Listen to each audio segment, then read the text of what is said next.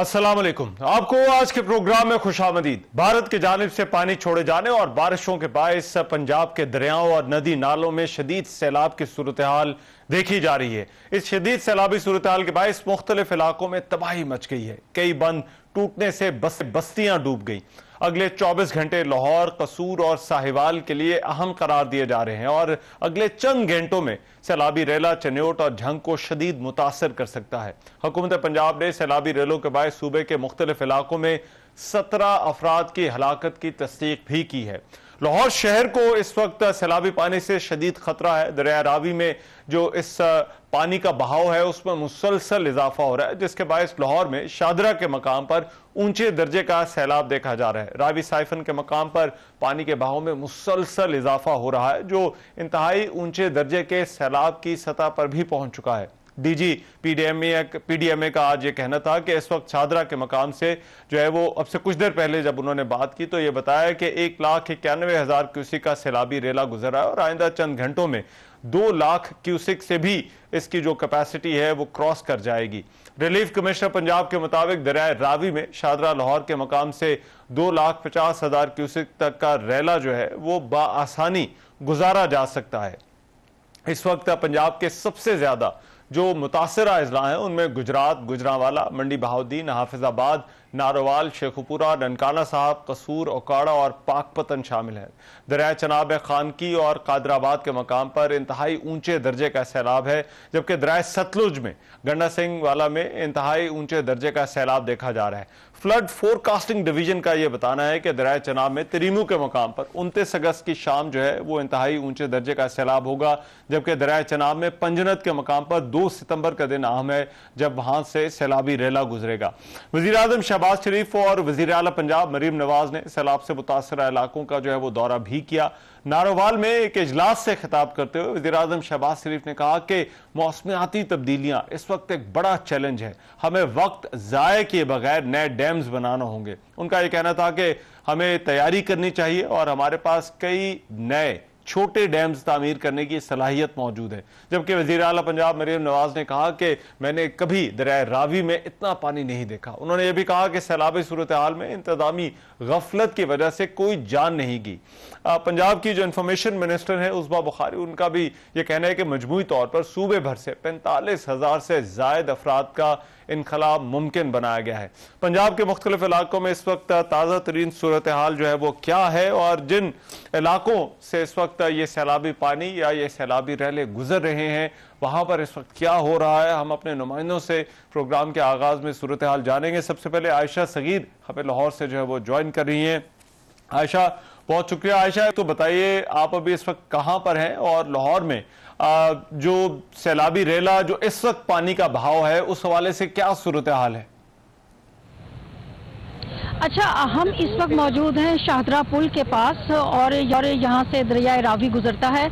इस वक्त दरिया रावी में जो पानी का रेला गुजर रहा है वो 2,17,000 कुछ सौ है और ये 6:30 बजे से जो यही सूरत हाल है और इस वक्त मुस्तहकम है। जब 6 बजे था ये 2,15,000 क्यूसिक पानी था और 6:30 तक उसके बाद जो है ये 2,17,000 हुआ और अब ये मुस्तहकम है इस वक्त यहाँ पर। और इंतज़ामिया का कहना यह है कि आइंदा चंद घंटों के बाद ये पानी की जो सतह है वो डिक्रीज होना शुरू हो जाएगी, क्योंकि पीछे से पानी का बहाव भी अब कम हो गया है। और अगर रेस्क्यू की बात की जाए तो यहाँ पर रेस्क्यू के जो है कैंप्स लगे हुए हैं, उसके अलावा मरकजी मुस्लिम लीग वालों का कैंप लगा हुआ है, यहाँ पर मेडिकल कैंप भी लगा हुआ है और बोट्स वगैरह भी अवेलेबल हैं। यहाँ पर अभी कामरान की बारादरी से 2 लोगों को रेस्क्यू करके यहाँ पर लाया गया है और इस वक्त जो है जो पानी का बहाव है, जो रेला है वो कम हो गया है यहाँ पर। जी अच्छा, लेकिन आशा ये बताइएगा, ये कहा यह जा रहा था कि हो सकता है कि रात के वक्त जो है वो अगले जो 6 घंटे थे वो अब से कुछ देर पहले बताया जा रहा था अहम है और कैपेसिटी तो 2,50,000 की है ये शादरा के पास। And correct me if I am wrong, तो ये आने वाले चंद घंटों में आपके जो एक्सपर्ट्स हैं, जो लोग वहां पर इस सूरत हाल को मॉनिटर कर रहे हैं, वो ये बता रहे हैं कि ये पानी अब नीचे आना शुरू हो जाएगा, इसकी पीक जो है वो गुजर चुकी है। अच्छा, ये थोड़ा सा ना अनप्रेडिक्ट है, क्योंकि 7-8 घंटे पहले जब वजीर आला मरियम नवाज यहाँ पर मौजूद थी, उस वक्त जो है पानी डिक्रीज होना शुरू हो गया था और यही बताया गया उनको भी हुकाम ने कि पानी की सतह जो है वो अब ऊपर की तरफ नहीं जा रही। लेकिन जब वो वहाँ से चली गई तो उसके बाद एकदम से एक रैला आया, जिसके बाद पानी 2,05,000 क्यूसिक से बढ़ता और इस वक्त 2,17,000 क्यूसिक का रेला जो है इस वक्त यहाँ पर गुजर रहा है। 6:30 बजे से लेकर अब जैसे कि 8:15 हो चुके हैं, तो अब तक जो है वो पोजीशन जो मुतलका हकाम है वो मुस्तहकम बता रहे हैं और उनका ये ख्याल है कि जो अब है जो सतह वो डिक्रीज होगी साथ साथ। लेकिन ये थोड़ा सा अनप्रेडिक्ट है। ऐसा है कि कहा जाता है कि ये रेला बढ़ेगा, पहले यही कहा जा रहा था, लेकिन अब जो हमारी मुतलका हुकाम के साथ बात हुई है तो वो ये एक्सपेक्ट कर रहे हैं कि ये अब पानी की सतह जो है चंद घंटों में डिक्रीज होगी बढ़ने की वजह। अच्छा आयशा, जो आसपास की आबादी है, एक तो शाहदरा बहुत आबादी वाला इलाका है, लेकिन जो आसपास के इलाके हैं जहाँ पर जो है वो जो मुतासर हुए हैं, जहाँ पर पानी का ओवरफ्लो हुआ है, उस हवाले से बताइए कौन से इलाके हैं वहाँ पर इस वक्त जो है वो क्या सिचुएशन है और किस तरह से लोगों को एवैक्यूएट जो है वो किया गया है। अच्छा, ये फरुखाबाद है और शफीकाबाद है और थीम पार्क है, अमीन पार्क है और मोहलनवाल के पास एक निजी हाउसिंग सोसाइटी है, वहाँ पर पानी गया है। जो रावी के किनारे फरुखाबाद है और जो थीम पार्क वगैरह, यहाँ पर तो काफ़ी ज़्यादा पानी है, कोई 5-6 फुट तक पानी यहाँ पर खड़ा है। हम गए थे वहाँ पर, हमने खवातीन से बात की जो वहाँ घरों में थी, छतों पर वहाँ बैठी थी।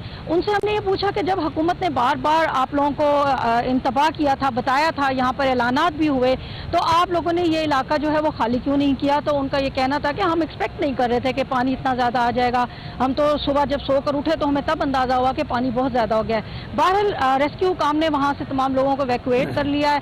कुछ लोग घरों की छतों पर इसलिए बैठे हैं कि आपको पता है कि जब इस तरह का सैलाब आता है तो चोरियां चकारियां बहुत हो जाती हैं, तो ऐसे लोग जो अपने कीमती सामान की वजह से परेशान हैं, तो उन्होंने अपने घरों पे एक शख्स जो है वो छतों पर बिठाया हुआ है, या कोई ऐसा करीबी मकाम है जहाँ पर खतरा नहीं है, वहाँ पर अपने मकान की और अपनी चीज़ों की हिफाजत के लिए कुछ लोग वहाँ पर बैठे हैं।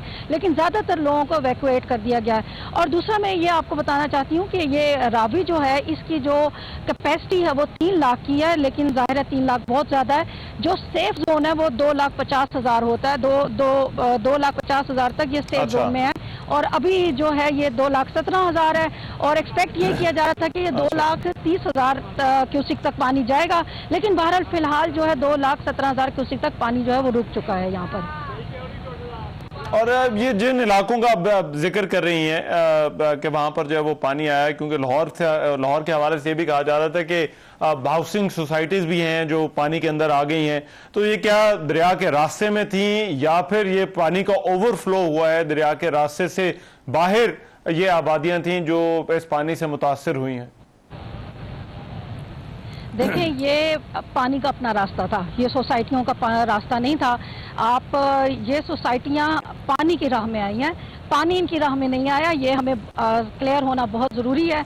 और इस सिलसिले में हमारी सुबह यहाँ पर एक मुख्तलिफ सियासतदान जो आते रहे उनसे हमने सवाल जवाब भी किए। अलीम खान से हमने सवाल किया, हमने मुस्तफा शुजाउर रहमान से सवाल किया। उनसे हमने ये कहा कि आप लोग इसका किसको जिम्मेदार ठहराते हैं? तो बस क्या कहें कि थोड़ी सी बेखबरी वाली बात है। वो कहते हैं 39 साल से पानी नहीं आया था, तो हम तो कभी सोच भी नहीं रहे थे कि यहाँ पर पानी आएगा। लेकिन जिस तरह आपने KPK में देखा कि पानी जो है वो पलट के अपने रास्ते पर ही वापस आता है और उसकी वजह से जो है वो तबाही देखने में आती है, तो यहाँ पर रावी में भी कुछ ऐसा ही हुआ कि जब यहाँ साल पानी नहीं आया तो यहाँ पर कब्जे होना शुरू हो गए और वो लोगों ने जो है वो सस्ते दामों ज़मीनें खरीदी और फिर वहाँ घर बनाए। लेकिन अब जब पानी आया है तो वो लोग परेशान हैं और जाहिर सी बात है पानी अपना रास्ता तो छोड़ के नहीं जा रहा, अलबत्ता लोगों ने पानी के रास्ते में अपनी सोसाइटियाँ बनाई हैं। अच्छा, और आयशा, आप क्योंकि इस वक्त शाहदरा में मौजूद हैं तो दरमियान में ये भी खबरें आती रहीं कि लोगों का भी काफ़ी हजूम वहाँ पर मौजूद है, पुल के ऊपर भी मौजूद रहे, उन्हें पीछे किए जाने की करने की कोशिशें की जाती रहीं, तो वो सूरत हाल कुछ कंट्रोल में आई है अभी वहाँ पर? सूरत हाल इस तरह से कंट्रोल में, जब हम यहाँ पर आए थे तो मेरे पीछे अगर आप देख सक रहे हो तो पूरा शाहदरा का पुल है, यहाँ से लेकर पीछे तक शदीद रश था, इतना शदीद ट्रैफिक ब्लॉक था यहाँ पर और लोग यहाँ पर ऐसे आ रहे थे जैसे कोई पिकनिक पॉइंट है। तो हमने कुछ मर्दों से, कुछ खवातीन से, कुछ लोगों से बातचीत की कि आप छोटे छोटे बच्चे लेकर यहाँ पर आए हैं, कोई खुदा ना खास्ता कोई वाकया हो सकता है। तो उनका कहना यह था कि हमने अपने बुजुर्गों से तो सुना था कि रावी में कभी पानी आता था और रावी जो है वो दरिया बड़ा खूबसूरत होता था, तो अब हमें मौका मिला है तो हम अपने बच्चों को भी लेकर आए, अपनी फैमिलीज को भी लेकर आए, हम देखने के लिए आए हैं यहाँ पर। तो यहाँ पर बार बार ऐलानात होते रहे, रेस्क्यू हुकाम ने 2-3 दफा धमकी भी दी कि हम आपके ऊपर अब लाठी चार्ज करेंगे अगर आप लोग यहाँ से नहीं गए, कोई बड़ा हादसा ना हो जाए।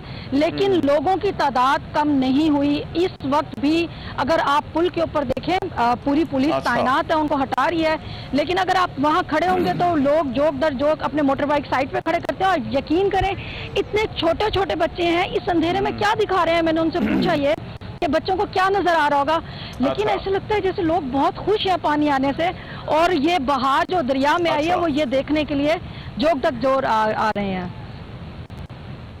राइट, बहुत शुक्रिया बादशाह सगीर, लाहौर से हमें अपडेट्स दे रही थी। जिंदा दिल लाहौर है, लेकिन गुजारिश है कि ये सैलाब है और बड़ा सीरियस और संजीदा एक मामला है, और ये सिर्फ लाहौर में नहीं बल्कि बाकी जगहों पर भी ऐसी ही सूरत हाल जो है वो देखी जाती है। बहरहाल शकरगढ़ की पोजीशन क्या है, वहां पर जो है वो तैयारियां और इस सारे मामले को किस तरह से देखा जा रहा है, जोहेब शेख से जरा अपडेट जो है वो लेते हैं। जी जोहेब, बताइएगा जरा क्या मामलात हैं वहां पर।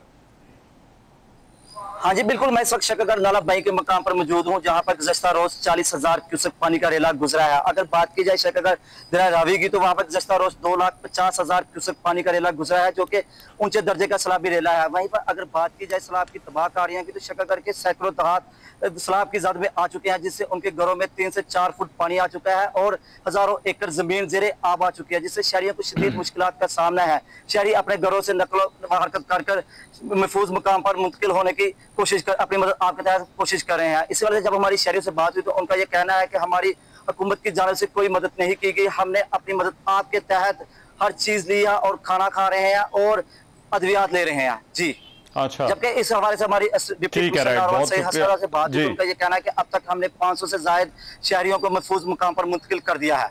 जी ठीक है, राइट, बहुत शुक्रिया जोहेब शेख, हमें बता रहे थे शकरगढ़ की सूरत हाल। गन्ना सिंह में जो है वो इस वक्त क्या मामलात हैं वहां पर, जो है वो कामरान शाह जो है वो उनसे हम अपडेट लेते हैं। कामरान, बताइएगा इस वक्त वहां पर जो है वो क्या सूरत हाल है और किस तरह से इस सारी सिचुएशन से निपटा जा रहा है। जी, मैं इस वक्त दरिया सतलुज के मुकाम पर मौजूद हूं। अगर बात की जाए दरिया सतलुज के सैलाब की, तो यहां से 2,65,000 क्यूसेक का रेला किसानों की फसलों को तबाह और बर्बाद करता हुआ गुजर रहा है। कई देहात ज़ेरे आब आ गए हैं, किसानों के घरों में पानी दाखिल हो चुका है। और अगर बात की जाए 1112 की, तो उनकी 80 बोट किसानों को महफूज मुकाम पर मुंतकिल कर रही हैं। ठीक, कामरान शाह, राइट, ठीक है, बहुत शुक्रिया कामरान शाह हमें जो है वो अपडेट दे रहे थे। बहरहाल दरिया सतलुज, दरिया रावी और दरिया चनाब में इस वक्त जो है वो खास तौर पर ये पानी का जो बहाव बहुत ज़्यादा बढ़ चुका है, मुख्तलिफ आबादियों को अभी ये मुतासर कर रहा है, और आने वाले चंद घंटे या 24 घंटे जो है वो बहुत ज़्यादा आम है। और जैसे पानी यहाँ से जो है वो नीचे जाएगा, फिर जो आबादियाँ इससे आगे हैं दरिया के रास्ते में, वहाँ पर भी जो है वो बहुत जो है वो इस वक्त जो है वो देखा जा रहा है कि किस तरह से पानी के इस बहाव से जो है वो निपटना है, क्योंकि पानी जैसे जैसे नीचे जाएगा इसके बहाव में भी जो है वो इजाफा होता जाएगा, दरिया मिलते जाएंगे, और फिर जो है वो ये सूरत हाल जो है वो कहीं भी कंट्रोल से जो है वो बाहर हो सकती है। बहरहाल इस सूरत हाल में महफूज रहें, हुकूमत और जो इंतज़ामिया वार्निंग्स दे रही है उन वार्निंग्स को देखें, उन पर जो है वो अमल करें, ताकि जो है वो कम अज़ कम माली तो अब जो नुकसान है वो अपनी जगह पर है, लेकिन जानी नुकसान से जो है वो बाहर तौर पर जो है वो बचा जा सके। एक ब्रेक लेंगे, ब्रेक के बाद वापस आकर इसी से जुड़े कुछ और मामलात पर जो है वो बात होगी।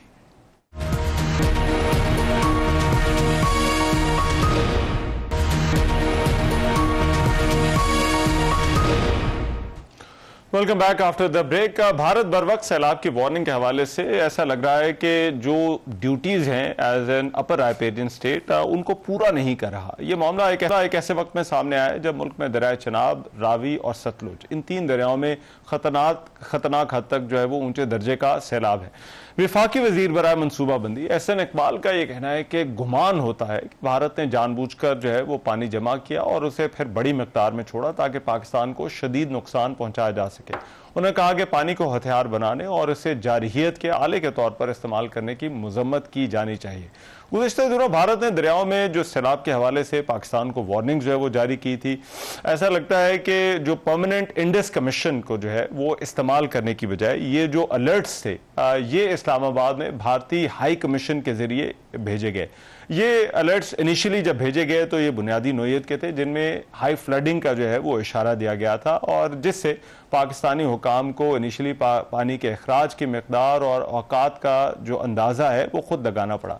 साबिक वफाकी फ्लड कमिश्नर अहमद कमाल ने कहा है कि भारत ने सिर्फ बुनियादी और बेसिक जो है वो मालूमात दी, जिसमें कोई वाज़ेह तफसीलात नहीं थी कि कितना पानी जो है वो छोड़ा जा रहा है। अब जो 1960 का इंडस वाटर ट्रीटी है पाकिस्तान और भारत के दरमियान, उसमें मखसूस दफात हैं जो पानी के बहाव और नुकसानात को रोकने के लिए जो है वो बनाए गए हैं। मुआहदे की शिकों को मुअत्तल करके भारत ने जो है वो अब एक तरफ तो जो मुआहदा है उसको अबेंस में रखा हुआ है, लेकिन उसके साथ साथ एक अहम मामला ये है कि ये जो इन्फॉर्मेशन जो है वो ये हाई कमीशन के थ्रू अब शेयर की जा रही है।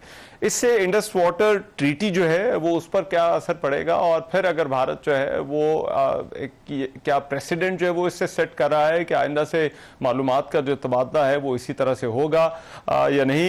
याद रहे कि 2013-14 के इर्द गिर्द जो डाटा शेयरिंग होती थी पाकिस्तान और भारत के दरमियान इंडस वाटर ट्रीटी के तहत, उस पर भी जो है वो कमी आना शुरू हो गई थी और ये पाकिस्तान की तरफ से जो पाकिस्तान के उस वक्त आबी अमूर के देख रहे थे जो मिनिस्टर थे डॉक्टर मुसद्दिक मलिक, उनकी तरफ से भी कहा गया कि तकरीबन 1 साल से ज्यादा का अरसा हो गया है कि पाकिस्तान और भारत के दरमियान मालूमात का जो तबादला है वो रुका हुआ है। ये पीडीएम की गवर्नमेंट के दरमियान उनकी जो है वो स्टेटमेंट जो है वो आई थी। बहरहाल अब ये मामला जो है वो क्या है, इससे क्या फर्क पड़ेगा, इस पर बात करने के लिए शराज मेमन साहब साबिक इंडस वाटर कमिश्नर वो मेरे साथ इस वक्त मौजूद है, उनसे इस हवाले से जो है वो बात करते हैं। शराज मेमन साहब बहुत शुक्रिया आपके वक्त का। शराज मेमन साहब, ये जो इंफॉर्मेशन शेयरिंग, जो डाटा शेयरिंग पाकिस्तान और भारत के दरमियान जिस तरह से होती थी, अब ऐसा लगता है कि जो इंडस वाटर कमीशन की बजाय जो है वो ये मालूमात का तबादला हाई कमीशन के जरिए जो है वो किया जा रहा है। आपके ख्याल में इससे क्या फर्क पड़ेगा, क्या ये सिग्निफिकेंट है? देखिए, क्योंकि उन्होंने ट्रीटी मुअत्तल कर दी है तो अब वो उसको रिकॉग्नाइज नहीं करते हमारे हाई कमिश्नर के ऑफिस को, इसलिए वो हाई कमीशन के थ्रू इत्तलात दे रहे हैं। जब तक ट्रीटी मुअत्तल रहेगी तो यही चैनल रहेगा, लेकिन वो एक इंटरनेशनल एग्रीमेंट जो है वो वर्ल्ड मेट्रोलॉजिकल ऑर्गेनाइजेशन, उनके अंदर में वो बाउंड है हमें इंफॉर्मेशन प्रोवाइड करने के, और वो कर रहे हैं मुसलसल इस आ रहे जो है वो जो फ्लड की सिचुएशन है उससे हमें मुतला कर रहे हैं। अच्छा, और आपको लगता है कि जो इंफॉर्मेशन जो इंडस वाटर कमीशन के जरिए जो एक्सचेंज होती थी और जो हाई कमीशन के जरिए एक्सचेंज हो रही है, इसमें कुछ फर्क है? नहीं, फर्क तो कोई नहीं है। फर्क तो कोई जो एक सेपरेट एग्रीमेंट हुआ था फ्लड इंफॉर्मेशन का, क्योंकि ये इंडस ट्रीटी में इतनी एलाबोरेट इंफॉर्मेशन जो है ना वो नहीं उसमें बात की गई। वो जो एक सेपरेट एग्रीमेंट हुआ था 1989 में जब बेनजीर भुट्टो की गवर्नमेंट थी, उस वक्त ही एक, क्योंकि वो ताल्लुकात बेहतर थे तो एक काफी एलाबोरेट ये एग्रीमेंट हुआ था, तो उसके अंदर में ये जो है ना वो ये इंफॉर्मेशन और जो वर्ल्ड मेट्रोलॉजिकल ऑर्गेनाइजेशन का जो चार्टर है उसमें हमें ये प्रोवाइड कर रहे हैं उसके अंदर में। अच्छा, तो ये इंफॉर्मेशन वही है जो थ्रू कमिश्नर की ऑफिस आती थी, लेकिन उसमें ये होता था कि हमारा उनसे 24 घंटे राब्ता होता था, उनके ऑफिस में भी और हमारे ऑफिस में एक सेल खुलता होता, इमरजेंसी सेल होता था जो 24 घंटे काम करता था, और वो मुसलसल आपस में हर 1 घंटे के बाद एक कांटेक्ट करते थे और हमें सूरत। अब ये है कि वो कुछ वक्त पे से जब सूरत पानी ज्यादा हो रहा है तो वो हमें इत्तलात दे रहे हैं। ठीक है, राइट, बहुत शुक्रिया। शराज मेमन साहब हमारे साथ मौजूद थे, साबिक इंडस वाटर बात कर रहे थे। लेकिन अभी ये जो सैलाब वाला मामला है ये कितना गैर मामूली है, सैलाब किस तरह से आ रहे हैं और ये आबादियों में जो तजावुज़ात की बात हो रही है, इस पर बात करने के लिए जो है वो डॉक्टर ज़ैनब नईम जो है वो इस वक्त मेरे साथ जो है वो मौजूद हैं, क्लाइमेट एक्सपर्ट हैं एनवायरनमेंट की, उनसे इस हवाले से जो है वो बात करते हैं। ज़ैनब नईम साहबा, बहुत शुक्रिया आपके वक्त का। ज़ैनब नईम साहबा, अब सैलाब हम पहले भी देखते थे, आते हैं, लेकिन ये जो मौजूदा सैलाब आ रहे हैं, और हमने कहीं ना कहीं पर सुपर फ्लड्स का भी सुना, ये भी कहा जाता रहा कि सैलाब जो है वो हर 2-4 साल बाद इसी तरह से उनकी इंटेंसिटी भी बढ़ जाती है, लेकिन ये जो अभी पंजाब में आप फ्लड्स देख रही हैं, क्या ये बहुत गैर मामूली है और क्या ये वाकई ये भी मौसमियाती तब्दीलियों के साथ ही जुड़े हुए हैं? जी, पहले जिस तरह फ्लड्स आते रहे हैं, अगर 1988 से हम देखें तो 2010 और 11 के सैलाबों तक वो ज्यादातर दरियाई सैलाब होते थे। बारिशें होती थी लेकिन इस तरह की शिद्दत उनमें इतनी नहीं थी कि वो मुसलसल होती रहे, दरिया भर जाते थे और फिर भारत जो है वो भी पानी छोड़ देता था, तो फिर दरियाई सैलाब आ जाते थे। अभी 2022 से ये ट्रेंड थोड़ा चेंज होना शुरू हुआ, जब हमने देखा कि अर्बन फ्लडिंग हो रही है और बारिश तेज हो रही है, मूसलाधार है और मुसलसल हो रही है, और पहाड़ों से सैलाबी रेले आ रहे हैं और शहर में जो है पूरे के पूरे वो डूब रहे हैं। 2025 में हमने देखा कि अब बारिश का ट्रेंड ये है कि मानसून सीजन जल्दी दाखिल हो जाता है पाकिस्तान में, और उससे पहले जो गर्मी पड़ती है वो ऐसी पड़ती है जैसी अगस्त में पड़नी चाहिए, यानी नमी वाली गर्मी। उस नमी वाली गर्मी से ग्लेशियाई झीलें फटती हैं। इसके अलावा पहाड़ों पे नॉर्दर्न एरियाज में भी क्लाउड बर्स्ट हो जाता है, बाबूसर, बुनेर। उसके बाद हम देखते हैं कि हमारे शहरों में, पोटोहा रीजन में, कराची में इतनी शदीद बारिश होती है कि अर्बन फ्लडिंग से पूरे शहर डूब जाते हैं। अब हम जो देख रहे हैं, हम क्योंकि इंडिया में भी बारिश हो रही है और भारत वैसे भी आबिजारियत करता है, तो उन्होंने भी पानी छोड़ दिया और दरियाई सैलाब भी आ गए। तो ये सारे किस्म के सैलाब अभी आ पड़े हैं ग्लेशियर झीलों के साथ साथ। तो ये फ्लड सुनामी है और ये पहले कभी हमने नहीं देखा। एक किस्म का सैलाब देखते थे, अब हम हर तरह का सैलाब देख रहे हैं। राइट, लेकिन ज़ैनब साहब, अभी इस वक्त जो सिचुएशन है उसमें तैयारियों के हवाले से जो है वो हमें जो है वो क्या देखना होगा, और दूसरा हुकूमत जो है वो बहुत सारी जगहों पर जो है वो हुकूमत जो है वो इक़दामात उठा रही है। इन इक़दामात के हवाले से आप किस तरह से असेस करती हैं, क्या चीज़ें करने की ज़रूरत है कि इन फ्लड्स का जो है वो सामना करने के लिए हम बेहतर तौर पर जो है वो तैयार हों? ये बहुत खुशाइन बात है कि गवर्नमेंट ने ये कहा है, और अल्लाह करे कि वो इस पे इन्फोर्समेंट करवा लें, क्योंकि ये मेजर तरीका है जिससे आपकी अर्बन फ्लडिंग को कंट्रोल किया जा सकता है। देखिए, अभी बारिशें तो ऐसे मामूल बन जाएंगी, शदीद बारिशें, मानसून का ट्रेंड चेंज, क्लाउड बर्स्ट, तो अर्बन फ्लडिंग का खतरा रहेगा। उसके लिए जरूरी है कि जो हाउसिंग सोसाइटीज, अभी भी देखें पंजाब में दरियाए रावी के गिर्द हाउसिंग सोसाइटीज ऐसे बनी हुई है, उनको लगता था शायद रावी सूख गया हमेशा के लिए, खुदा ना खास्ता, और यहाँ पानी कभी आ नहीं सकता। तो कोई प्लानिंग के बगैर सोसाइटीज बनी हुई है। आपका रियल एस्टेट और कंस्ट्रक्शन इंडस्ट्री का सेक्टर, जो कि आपकी इकोनॉमी में कंट्रीब्यूट करता है, वो कभी आपकी प्लानिंग और पॉलिसी का पार्ट रहा ही नहीं। तो अगर ये हमें हुकूमत कह रही है कि वो इंक्रोचमेंट्स हटाएंगे, साथ ही साथ उनको ये भी देखना चाहिए कि क्लाइमेट स्मार्ट इन्वेस्टमेंट स्ट्रेटजी कैसे बनाई जाए मुल्क में, ताकि आप इन सेक्टर को सपोर्ट करें, उनको गाइड करें कि ये जो आप काम कर रहे हैं, दरियाओं के ऊपर सोसाइटियां बना के, रेस्टोरेंट्स बना के, टूरिज्म अट्रैक्ट करके, ये तबाही है। और अगर आज वो सोसाइटियां बनी भी रह जाती हैं, इंक्रोचमेंट खत्म ना भी करें, तो खुदा ना खासा अगला सैलाब फिर वो बहाकर ले जाएगा, तो इंसानी जानों का भी ज़िया होगा। इसलिए बेहतर है कि हुकूमत की इंक्रोचमेंट्स हटाए और हाउसिंग सोसाइटीज से उनके ड्रेनेज प्लान्स मंगवाए कि वो पानी का गुजरगाह जो है उसके लिए कौन सा रास्ता छोड़ रहे हैं हाउसिंग सोसाइटीज में। राइट, बहुत शुक्रिया। डॉक्टर ज़ैनब नईम हमारे साथ मौजूद थी और बात कर रही थी हुकूमत की तरफ से जो तजावज़ात के हवाले से। आज फिर से वज़ीर आज़म ने कहा है कि दरिया के रास्ते में आने वाली तजावज़ात को जो है वो हटाया जाएगा और इस हवाले से सख्त इक़दामात किए जाएंगे, उस पर बात कर रही थी। प्रोग्राम में भी एक ब्रेक शामिल करें, वापस आते हैं इस ब्रेक के बाद।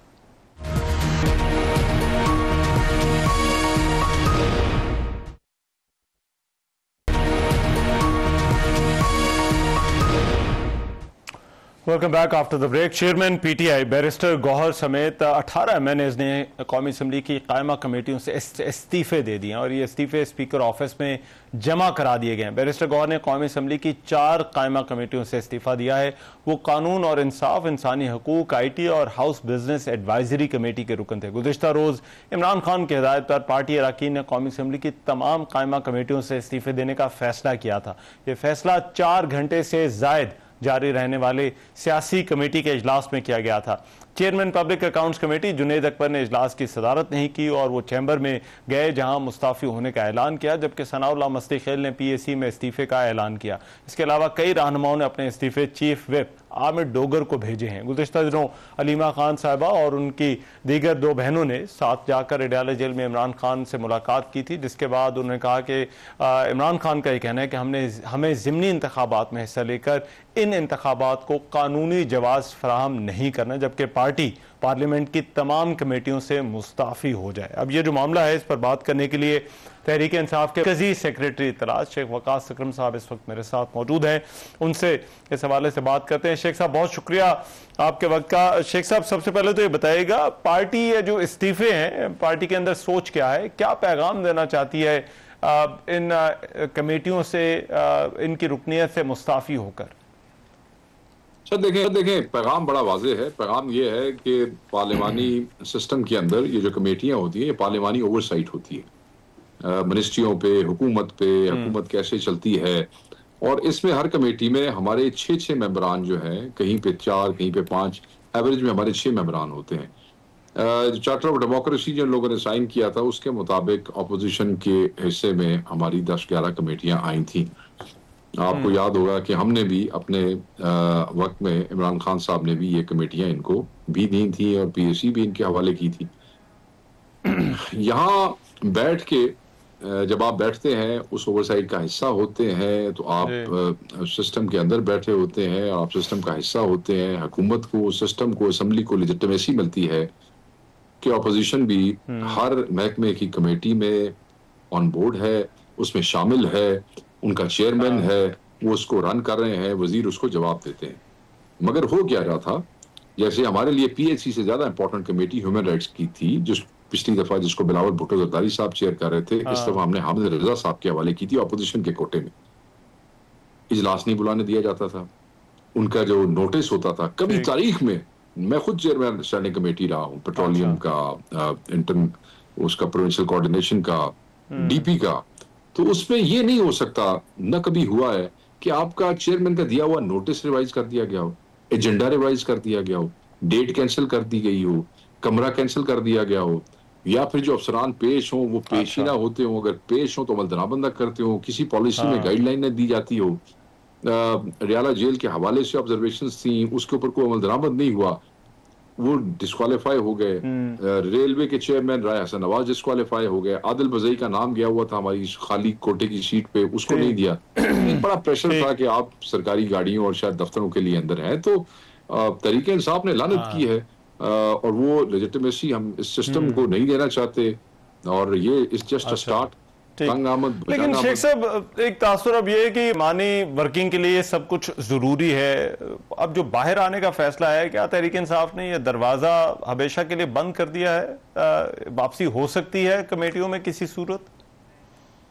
नहीं सर, बाहर निकल आए तो निकल आए, तो कायद का हुक्म है, निकल आओ तो निकल आए। केड़ा वापस जाके केड़े इन्होंने मीनारे पाकिस्तान बना लेना जेड़ा कोई नहीं बनाया पहले, तो केड़ा हुकूमत ने की करना है? जब हम इस बुनियाद पे छोड़ रहे हैं कि हम इसको लेजिटिमाइज नहीं करना चाहते, तो दोबारा why would we enter this? ये तो खान साहब की डायरेक्शन है। खान साहब कल क्या कहते हैं वो खान साहब को पता। आज खान साहब का हुक्म यही है कि छोड़ दो, और उसकी बुनियाद यही है, तो हम छोड़ आए। ठीक, राइट। और ज़िमनी इंतखाबात के हवाले से फाइनल है फैसला, क्योंकि हमने ये भी सुना कि कमेटी शायद दोबारा जा सकती है, फिर से जो उनका फैसला जो है कि हिस्सा नहीं लेंगे, उस पर पॉलिटिकल कमेटी फिर उन्हें रिपोर्ट करेगी, तो वो फाइनल है?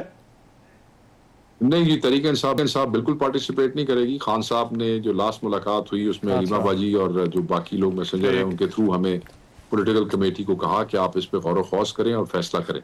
तो खान साहब ने एतमाद किया पॉलिटिकल कमेटी पे, फैसला वापस हमारे पास भेज दिया। हालांकि कुछ लोग मीडिया पे पिछले पूरे 2-4-10 दिन से तमाशा लगाए बैठे थे पॉलिटिकल कमेटी के खिलाफ, इमरान खान के नामजद किए हुए बंदों के खिलाफ जो है बेहूदगी और हर्जा सराई कर रहे थे। तो वो उनको मेरे ख्याल में खान साहब की तरफ से एक शटअप कॉल हुई है। खान साहब ने बड़ा एतमाद करते हुए वापस फैसला भेजा। पॉलिटिकल कमेटी ने खान साहब के विजन की रूह में उस पर दोबारा डिलिबरेट किया और यूनानिमसली ये डिसाइड किया कि हम इलेक्शन नहीं लड़ेंगे पंजाब में, सिर्फ पंजाब की बात हुई है। तो वो फैसला कन्वे हो गया सर, और बिल्कुल ये चैप्टर क्लोज है। We will not contest sir. ना ये वाले ना आगे। और लेकिन पंजाब की हद तक ये क्यों है फैसला सर? हमारी गवर्नमेंट है, ये हमारे लोगों को फंसाने की कोशिश करेंगे। 26 में डी चौक वाले केसेस में वहां ये उनको वो करेंगे, क्या उसे कहते हैं कि डिस्क्वालीफाई करने की कोशिश करेंगे। तो यहाँ हमारी अपनी गवर्नमेंट है, यहाँ पे ज़मीनी इलेक्शन होते भी हैं तो यहाँ हम किसी को फोर्सफुली बदमाशी से या जबर से हम किसी को रिजल्ट तो नहीं चेंज करने देंगे ना सर। तो जब हम कहते हैं कि हमारा आखिरी शेल्टर है, किला है, तो हम अपने किले को सिर्फ अखबारी खबर के लिए तो नहीं तोड़ सकते ना। Politics has to prevail sir. अच्छा, राइट। और शेख साहब, क्योंकि पार्टी के आप सेक्रेटरी इतलात हैं, तो अपोजिशन लीडर और सेनेट में अपोजिशन लीडर का जो है वो इलेक्शन जब होता है तो जो तहरीक इंसाफ के अरकान हैं वो अब किसे वोट देने जा रहे हैं? देखिए सर, अभी तो बिल्कुल कोई तब्दीली नहीं हो रही। उनके पास स्टे मौजूद है। खान साहब ने दूसरी दफा जो है इस पे इंसिस्ट किया है कि जो लोग स्टे पे मौजूद हैं उनको वहां पे रहने दिया जाए, उनको आप न छेड़ें।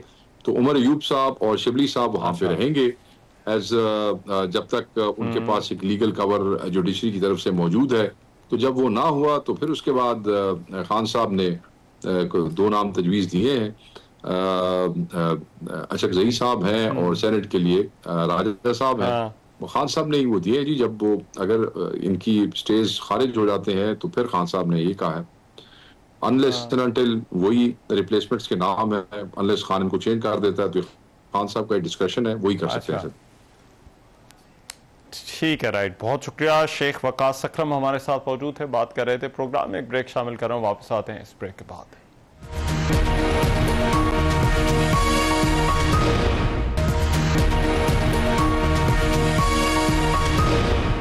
Welcome back after the break. Programme आज आपने देखा। आज के प्रोग्राम से बस इतना ही। मेजबान रहमान नज़र को इजाज़त दीजिए। अल्लाह ने के बाद।